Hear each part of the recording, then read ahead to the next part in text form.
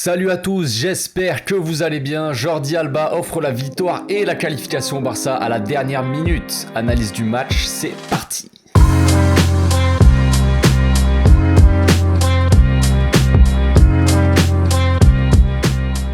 Au passage, n'hésitez pas à vous abonner, liker et commenter. C'est le meilleur moyen de me soutenir et ça fera plaisir à tonton.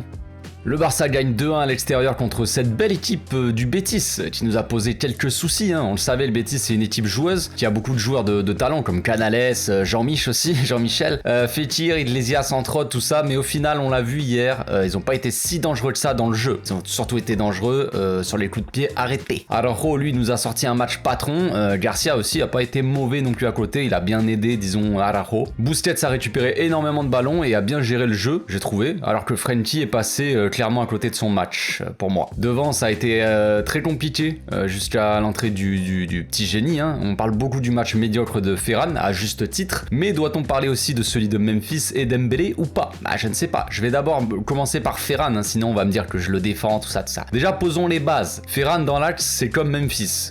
Il est invisible. Voilà, en tout cas dans cette disposition. Pourtant, il a quand même plus de qualité que Memphis dans les déplacements, dans les appels, dans le jeu sans ballon en gros. Donc il n'a pas forcément d'excuses non plus. Le problème pour moi, c'est qu'on peut pas jouer avec un faux neuf comme ça dans cette disposition-là. Xavi veut que les ailiers collent les lignes et provoquent pour centrer. Ok, je veux bien, mais en quoi Ferran et Memphis, quand ils jouent en neuf, sont bons là-dedans? À aucun moment ils sont bons. Pour moi, si tu joues avec un faux neuf, il te faut des ailiers qui rentrent dans l'axe. Et surtout des gars qui marquent, qui ont le sens du but, un minimum. Si ton faux neuf est là pour faire le jeu et combiner avec les milieux créateurs, ce qu'on n'a pas non plus au Barça, et les ailiers, c'est impossible de le faire avec l'effectif qu'on a actuellement, les gars. Les milieux ne créent rien et les ailiers ne marquent pas. Donc je préviens les gars, je suis content de la victoire, mais cette fois-ci je vais être un peu moins gentil avec les joueurs. Parce qu'il faut dire quand même quand ça va pas. Donc Ferran, même s'il a certaines capacités pour jouer en faux neuf, c'est pas non plus le poste où il est le plus à l'aise. On l'a bien vu hier. Dès qu'il est passé à gauche, ça a été beaucoup mieux. Donc ça, on va dire que c'est son excuse, on va dire. Voilà, pour être gentil avec lui. Le problème, c'est qu'encore une fois, il rate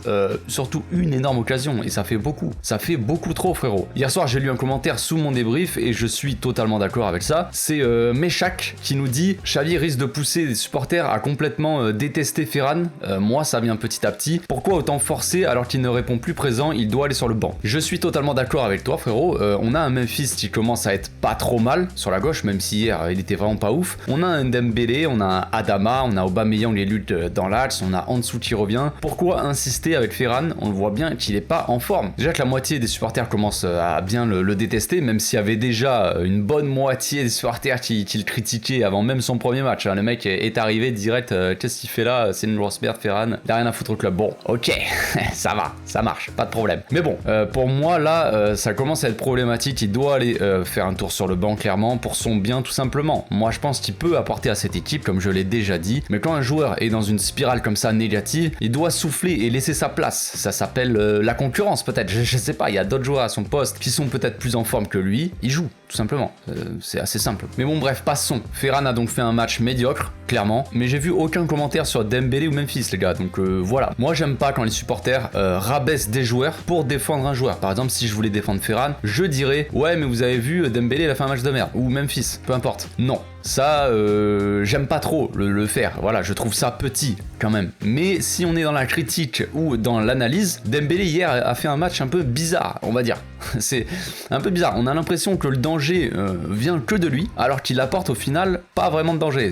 Tu vois le truc un peu chelou. On sent que dès qu'il accélère, il peut passer n'importe qui, il peut se passer des choses. Mais après, il centre au 5e poteau là et personne peut reprendre ses centres, à part peut-être un supporter dans les tribunes, je sais pas, mais je comprends pas trop. Donc attention, je critique pas le joueur en général, machin. Je parle vraiment du match d'hier soir. Voilà, ce match bien précis. Je sais même pas s'il a réussi vraiment un centre. Après, des fois, c'est les joueurs au centre aussi qui sont absents pour reprendre les ballons. Ça, y a pas de problème. Mais ça, c'est de ce dont je parlais tout à l'heure. Le problème de ne pas mettre un vrai neuf quand tu bases ton jeu sur beaucoup de centres. Voilà, le problème, c'est qu'il y a personne au centre après. Donc voilà. Mais quand même, j'ai trouvé ces centres bien dégueulasses à Dembélé, pour être clair. Memphis, lui, qui sortait d'un gros match contre Mallorca, n'a pas réussi à être décisif hier soir. Clairement, un match un peu trop fade, je trouve. Il a fait une belle frappe cadrée, mais c'est tout. C'est tout ce dont je me souviens de la part de Memphis. Donc pour moi, le problème hier, c'est pas uniquement l'attaque qui a été totalement inoffensive. Clairement, je sais que Ferran Ferran, voilà, a été mauvais, je le dis. Y a pas de problème, les gars. Je ne le défends pas. Ferran a été bidon, mais les deux autres aussi, les gars. Il y a eu aucun danger. Dembélé, aucun danger. Memphis, aucun danger. Rien. Je sais ce qui est Aubameyang et en dessous, et même Adama, même si bon, Adama n'a pas apporté grand chose à part un centre où il a failli marquer quand même, mais pas fait le souhait. Mais bon, bref, à part Aubameyang et en dessous, aucun danger, les gars. Donc ce n'est pas uniquement Ferran, c'est toute l'attaque. Mais comme je le dis, il n'y a pas que l'attaque qui a été inoffensive, il y a aussi les milieux. Le milieu, ça ne crée rien, les gars. Busquets, lui, était dans son rôle et pour moi, il a encore été fondamental. Gavi, lui, a une très grosse activité et il est très performant dans le contre-pressing, ça, on le sait. Maintenant, il faut être plus performant à la création aussi, la finition. Il le fait des fois, mais c'est pas encore assez. Je sais qu'il est jeune, mais voilà, il a tellement de talent que des fois, on l'oublie un peu et on attend beaucoup plus. Je sais qu'il peut le faire. Il a déjà montré souvent cette saison, il a montré qu'il a tenté des frappes, il a dribblé, il a fait des trucs quand même intéressants, ça viendra sûrement, mais pour le coup c'est ce qui nous a manqué hier. Frenkie pour moi est passé complètement à côté de son match aussi, hein. Il était vraiment pas dedans, j'ai trouvé, il a loupé quelques passes faciles, on sait qu'il est un peu nonchalant le gamin, mais là c'était le summum, les gars, c'était le summum. Des fois la balle elle est devant lui, il attaque pas la balle, il fait genre il va l'attaquer, mais je comprends pas, je ne comprends pas trop de toute façon on le sait, mais Frenkie, les gars, c'est un match sur deux à peu près, un truc dans le genre, ou alors un match bon, 3 matchs mauvais, donc c'est compliqué. Ça commence à me fatiguer par contre, Frenkie, attention, ça commence un peu à me fatiguer. On attend beaucoup plus de sa part, on sait qu'il a le potentiel pour être peut-être le meilleur du monde à son poste, mais quand tu vois des matchs comme ça, tu te dis, frère, tu mérites même pas d'être sur le terrain, il faut que tu sois plus régulier, frérot, beaucoup plus, sinon c'est pas possible, frère, tu mérites pas de jouer tout simplement. Bref, Xavi s'est exprimé après le match, il a dit que cette victoire enlève un peu de pression sur les épaules des joueurs, hein, logique. Il a dit que dans de nombreuses phases, nous avons dominé, mais parce qu'on a perdu des ballons bêtement, on a réveillé un peu le Betis, on leur a donné un peu des contre-attaques comme ça qui auraient pu être beaucoup plus dangereuses. Attention, il a dit qu'il y a des aspects à améliorer, évidemment, je pense qu'il parle des coups de pied arrêtés, parce que ça, c'est plus possible, c'est une catastrophe. Sur chaque coup franc ou corner, on a 2 doigts de s'en prendre un but, bien sûr, je parle. Après, il est content parce que mine de rien, on a battu tous nos rivaux pour la qualif en Ligue des Champions. Les 10 premiers de Liga, les gars, on les a battus. Et ça, il faut le souligner parce que ces dernières années, c'était quand même moins évident. Même en début de saison, on perd contre le Real, l'Atlético, ensuite sous Xavi, on perd contre le Betis, on fait nul à l'aller contre Séville. Bref, ensuite, c'est bien différent tout ça. On gagne contre l'Atlético, on gagne contre le Real, on gagne contre Séville, on gagne contre le Betis. C'est magnifique, c'est magnifique. Il a tenu aussi à féliciter Ansu Fati et Jordi Alba pour leur but. Il est content pour Ansu qui marque un but très rapidement. Voilà, il dit qu'il a pas besoin de... En gros, hein, il a dit qu'il a pas besoin de 50 occasions, il marque direct. Voilà, la marque des grands, tout simplement. Xavi a déjà l'air tourné vers la saison prochaine aussi. Il veut d'abord s'assurer d'avoir la 2e place, mais il a dit qu'on a le diagnostic, en tout cas que le staff a fait le diagnostic. Il connaît les forces et les faiblesses de l'équipe. Il sait ce dont l'équipe a besoin pour la saison prochaine. Donc voilà, il espère arranger la situation sportive déjà, en espérant que la situation financière s'arrange aussi, évidemment, de l'autre côté. Donc on va passer maintenant à l'analyse des buts. Sur le premier but, l'action part de la gauche. Gavi a la pelota, il la donne à Jordi. La défense est en train de remonter un peu, on le voit, pour jouer un peu le hors-jeu. En dessous, lui est positionné donc hors-jeu, pour ça que la défense monte aussi pour le laisser hors-jeu. Jordi prend le temps de regarder ce qui se passe. Oba fait un appel dans l'axe, alors que en dessous, lui jette un petit coup d'œil pour voir le défenseur qui le marque derrière lui. Il voit que les défenseurs reculent, donc il fait le pas en avant pour se démarquer. Jordi lui fait la passe en retrait. Le défenseur est beaucoup trop loin parce qu'il a anticipé le centre dans la surface de Jordi, et le Guardado en plus lui laisse trop d'espace aussi à en dessous. Donc en dessous, lui, il a le temps tranquillement de contrôler. Il joue bien le coup, hein. Il protège la balle quand Guardado arrive, il oriente son corps vers le but et il tire avec 3 joueurs devant lui. Voilà, le gardien lui est pris à contre-pied et ça fait 1-0. L'égalisation du Betis vient d'un coup franc, donc sur une faute peut-être évitable de Dani. On le voit bien sur le coup franc, toute l'équipe est dans la surface, les gars. Il y a juste en dessous qui est devant Fekir, évidemment. Sinon, il y a tout le monde. Il y a tout le monde. Adama, je sais pas trop ce qu'il fait, mais il est là. Voilà, il regarde un peu les joueurs du Betis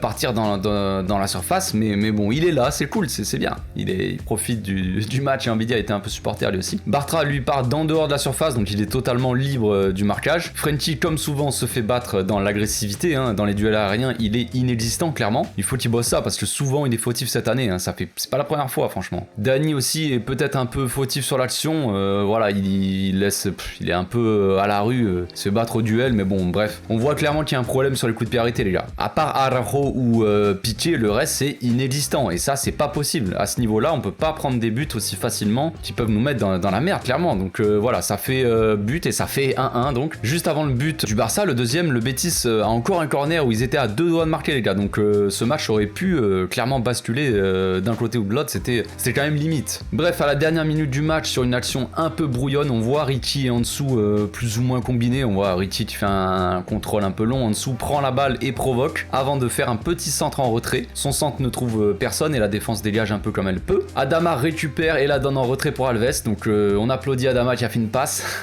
Non, je plaisante. On voit la défense monter pour mettre hors jeu Aubameyang et en dessous. Au deuxième poteau, on voit Canales qui est censé marquer Jordi, lui qui est un peu absorbé par le jeu. Il regarde le jeu mais il regarde pas ce qui se passe dans son dos. Donc il fait pas attention à Jordi qui déclenche lui son appel très rapidement. Dani centre en première intention. Le ballon est parfait dans la course de Jordi qui déclenche une reprise de volée, mon ami. Mais une reprise. Oh là là, quel faux. Je ne sais pas comment décrire ce... Voilà, il arrache les cages tout simplement, il défonce le ballon et ça fait 2-1. Voilà, à vous. Toi aussi t'as sauté de ton canapé, avoue-le. Perso, moi j'ai hurlé un peu, mais bon, c'est comme ça, c'est ce genre vite de victoire à la dernière minute, les gars, ça c'est magnifique quand même. Bref, Jordi nous offre la victoire à la dernière minute et on est fini peut-être comme l'homme du match d'ailleurs, hein. En tout cas l'homme du résultat, vu qu'il sort de ce match avec une passe décisive et un but. Ce gars-là, Jordi, je le comprends pas trop, il me fatigue. Il te sort un match vraiment pas ouf, hein. À la limite pas du dégueulasse, mais tu vois, sans plus quoi. Match très moyen, mais il est quand même décisif à la fin. Une passe décisive pour en dessous, un but magnifique. Malgré les critiques et les reproches, tout ce que tu veux, frère, c'est bien lui qui nous fait gagner ce match. Donc voilà, il y a juste à lui dire bravo. Merci Jordi. On va passer maintenant aux questions-réponses Instagram. J'ai eu beaucoup de questions hier soir, donc j'ai fait une petite sélection. J'ai pas pu prendre tout le monde, les gars, mais je vous remercie de participer. C'est toujours sympa. Ça me fait plaisir en tout cas. Donc on commence par Gigut Schmidt 57, c'est imprononçable frérot. En dessous Pedri, saison prochaine, il dit. Oui les gars, en dessous Pedri, ça va être magnifique, l'association des deux, j'attends ça avec impatience les gars, clairement c'est les deux génies de cette équipe. Les deux joueurs qui ont le plus gros potentiel et pourtant ils ont quasiment pas joué ensemble les gars pour le moment. Laissez-leur une saison complète, en pleine forme, avec une équipe un peu plus compétitive autour, hein, des joueurs un peu plus voilà, une vraie préparation. Attention les amis, ça va être magnifique. Je préviens, ça va être magnifique. Question suivante, Gusto Pedrito, qui dit vu que Xavi compte tellement sur Ferran, penses-tu qu'il continuera quand en dessous sera à 100%? Oui, je pense que oui. On verra qui on aura la saison prochaine, hein, niveau mercato tout ça, mais je vois pas pourquoi Xavi ne ferait pas jouer les deux en même temps. J'en ai déjà fait une vidéo, mais ce que je disais c'est que ça dépend de ce que veut faire Xavi déjà, il a le choix. Ferran peut jouer à gauche et à droite, il joue à gauche avec le Barça la plupart du temps, il joue à droite avec l'Espagne, mais aussi il sait jouer normalement en faux neuf. C'est comme ça qu'il jouait avec City, mais les joueurs autour n'avaient pas le même profil que les nôtres, hein, évidemment. En dessous, lui, il peut jouer à gauche, là où il est le plus à l'aise, clairement, mais il peut jouer aussi en numéro 9. Comme je disais tout à l'heure, le problème quand tu joues avec un faux 9, c'est qu'il te faut des ailiers qui rentrent dans l'axe et qui ont le sens du but. Imaginez en dessous et Rafinha, par exemple, Rafinha qui est un peu plus buteur que Dembélé, les deux sur les côtés. Je pense que ça marcherait plutôt bien, on va dire. Peut-être. Je sais pas, après ça dépend de l'équipe d'en face, tout ça, ça dépend de beaucoup de choses. Mais si t'as des ailiers qui rentrent vraiment dans l'axe et qui ont vraiment le sens du but, qui peuvent apporter du danger sur les frappes, ce qui n'est pas le cas de Dembélé et ce qui n'est pas trop le cas de Ferran au final, même s'il tente beaucoup mais il loupe, mais en dessous est beaucoup plus utile là-dedans, imaginez ça, ça marcherait déjà beaucoup mieux. Bref, les deux peuvent jouer ensemble, c'est pas le problème. Pour moi le problème c'est qu'il faut faire des rotations tout simplement, et peut-être que quand en dessous sera à 100%, Ferran ne sera pas obligé de jouer tous les matchs à 100%, tous les 3 jours, voilà, et finir cramé. En tout cas, je l'espère. Ensuite, on a Liu Steel qui dit vraiment, j'ai beau chercher, mais Busquets il plombe notre jeu. Tu penses pas que son remplacement... Bon, je crois que t'as pas fini ta question, frérot. Peut-être qu'il y avait pas de place dans le truc. Mais pour répondre à ta question, je suis pas vraiment d'accord avec toi déjà. Des fois, son problème, c'est qu'il prend un peu trop le temps pour jouer vers l'avant, ok. Mais clairement, hier, c'est lui qui récupère tous les ballons au milieu. S'il est pas là, je vois pas trop comment on fait, les gars. Il fait souvent les bons choix dans l'orientation du jeu. En plus de ça, pour moi, il est pour l'instant irremplaçable par rapport à ce qu'on a au milieu. Pour le moment, dans cette fin de saison, je ne vois pas qui peut jouer à sa place. Après, on peut parler de Jandro, tout ça dans l'équipe B, mais les gars, Jandro, moi, j'en avais déjà fait une vidéo aussi, je ne comprends pas, il a jamais été appelé, je comprends pas pourquoi. Voilà, mais bon, bref, pour moi, Busquets est irremplaçable. Tu verras mardi, frère, contre le Celta, il sera absent parce qu'il a pris un carton, donc il est suspendu. Tout comme Pedri et Nico, hein, donc ils sont blessés. Frenkie, lui, a ressenti une petite gêne musculaire aussi après le match, donc ça va être sympa, les gars. Bon, ça va être sympa. On va peut-être avoir un milieu Frenkie, Ricky, Gavi. Ça va être, je ne sais pas. je ne m'exprimerai pas là-dessus. Je demande à voir, tout simplement. Donc bref, perso, je trouve que Busquets a fait son match hier. Il a été bien aidé par Gavi dans le pressing, évidemment, mais franchement, il sort un match très correct, donc je comprends pas. Non, moi, je trouve pas qu'il a plombé le jeu. Je sais pas. Ensuite, on a Liam qui dit Frenkie et Gavi ne prennent pas assez d'initiative offensivement, ou je me trompe. Ouais, je suis d'accord. C'est ce que je disais tout à l'heure. Il nous manque de la créativité, du dribble, de la magie au milieu. Gavi, c'est un gros bosseur, ok, mais il a peut-être pas encore la maturité pour oser, je sais pas. Il devrait avoir un peu plus de fougue, de la jeunesse, voilà, et dribbler un peu plus. Il a les qualités pour le faire, en tout cas. Frenkie, lui, il a les capacités pour se projeter dans la surface. Peut-être pas des capacités de dribble en 1 contre 1, mais il a des capacités pour se projeter dans la surface. Et il a aussi une bonne frappe. Mais il tente jamais, frère. Pourquoi tu ne tentes jamais? Je ne comprends pas. On ressent énormément le manque de Pedri, les gars, sur ce genre de match, hein, mais bon, c'est comme ça. Cette année est maudite en termes de blessures pour nous, hein. J'espère que ça sera différent dans le prochain match. On verra peut-être Ricky titulaire pour le coup, comme je le disais. Ensuite, on a M Diallo qui dit avec ce match, est-ce que Ricky peut avoir d'autres minutes pour cette fin de saison? Possible, oui. Donc comme je l'ai dit, Busquets sera suspendu mardi, Pedri, Nico sont blessés. On va probablement voir un milieu donc Frenkie, Gavi, Ricky. Voilà, comme je l'ai dit, je demande à voir parce que c'est pas très rassurant, on va dire, hein. Comme milieu, c'est un peu fébrile, hein. On verra, peut-être que Ricky va être ce milieu créateur qui nous manque déjà, hein. Après, c'est défensivement, moi, qui me fait un peu plus peur. Après, offensivement, j'ai pas de problème avec Ricky, mais voilà, bon, bref. On verra bien. Mais c'est vrai qu'hier, en tout cas, Ricky a fait une bonne rentrée. Beaucoup ont parlé de ses passes ratées, mais il en a pas raté tant que ça non plus, hein. C'est juste que celle qui est restée dans la mémoire des gens, à mon avis, c'est celle vers la fin. Une passe facile, voilà, qui aurait pu coûter cher sur un contre. Mais en vrai, il a loupé 3 passes sur 18, hein, je crois. Donc, c'est pas non plus, il a pas raté la moitié de ses passes. Donc, bref, si Ricky fait un bon match mardi, il pourrait avoir des minutes dans les derniers matchs, mais bon, est-ce que ça va changer quelque chose à sa situation, les gars? Je ne pense pas. Ensuite, on a SBJDHR qui dit où est passé le pressing intensif qu'on mettait au début de Xavi. Il y avait que des morts de faim. Toi frérot, tu n'as pas vu les vidéos où je parlais de ça? C'est pas bien.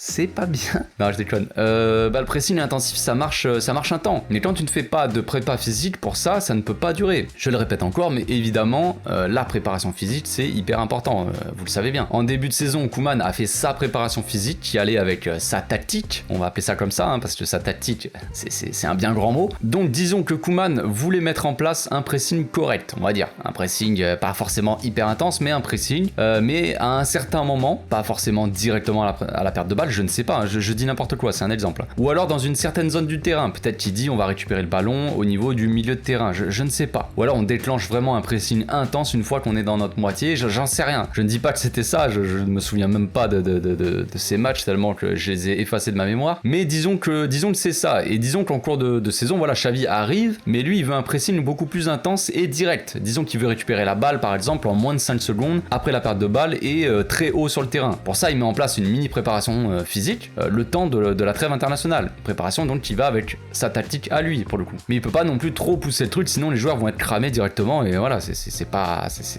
possible. Donc au début ça marche parce que les joueurs ont encore la fraîcheur pour le faire à ce moment-là de la saison, c'est cool. Mais il arrive un moment où les jambes ne suivent plus. Certains joueurs comme Gavi ont toujours les jambes, mais d'autres beaucoup moins. Donc collectivement ça marche plus. On le sait, ce genre de pressing intense, ça fonctionne que si tu le fais en équipe. Si t'en as un ou deux qui lâchent, c'est fini. Donc voilà pour mon explication sur le pressing, je pense. Voilà, c'est tout pour aujourd'hui les gars, j'espère que la vidéo vous a plu. On se retrouve bientôt pour l'avant-match, du coup demain, avant-match contre le Celta Vigo. D'ici là, portez-vous bien, passez une très bonne journée. Ciao.